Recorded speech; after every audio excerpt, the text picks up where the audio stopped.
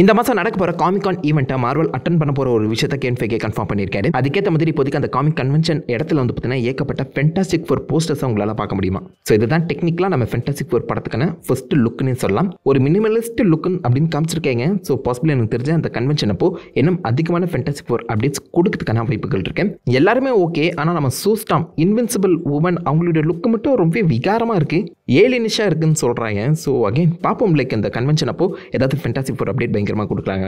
அந்த காமிகான் முடிச்ச அன்னைக்கே ஃபென்டாஸ்டிக் ஃபோர் ஷூட்டிங் ஆரம்பிச்சிடும் அப்படிங்கிறதுமே கேன் ஃபேகே கன்ஃபார்ம் பண்ணியிருக்காரு. ஸோ ஃபென்டாஸ்டிக் ஃபோர் சம்மந்தப்பட்ட நிறைய விஷயங்கள் நீங்கள் பாசிபிளி இந்த காமிக் கன்வென்ஷனில் பார்க்கலாம். அதை தொடர்ந்து இந்த காமிகான் ஈவெண்ட்டில் ஃபேஸ் 6க்கான அப்டேட்ஸும் கொடுக்கப்படலாம் சொல்லி பேசிட்டு இருக்காங்க.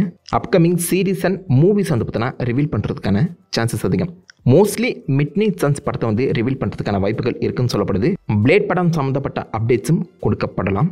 அண்ட் எல்லாருமே ஃபேன்ஸ் கேட்குறது தாங்க, வேர்ல்டு வார் ஹல்க்கு வருமானு தெரியல, வந்தால் ரொம்பவே நல்லாயிருக்கும். ஸ்டில் ரிப்போர்ட்டில் ஃபேஸ் 6ல் இந்த மாதிரி வேர்ல்டு வார் ஹல்க் இல்லைனா இன்க்ரெடிபிள் ஹல்க் 2 வந்து இருக்கலாம் சொல்லி பேசிகிட்டு இருக்காங்க. ரூமராக தான் இருக்குது. கெவின் ஃபேகே அதை ஹால் ஹெச் பேனலில் கன்ஃபார்ம் பண்ணுறா இல்லையான்னு பொறுத்து வந்து பார்ப்போம். இந்த மாதம் காமிகான் ஈவெண்ட் பட்டாசாக இருக்க போது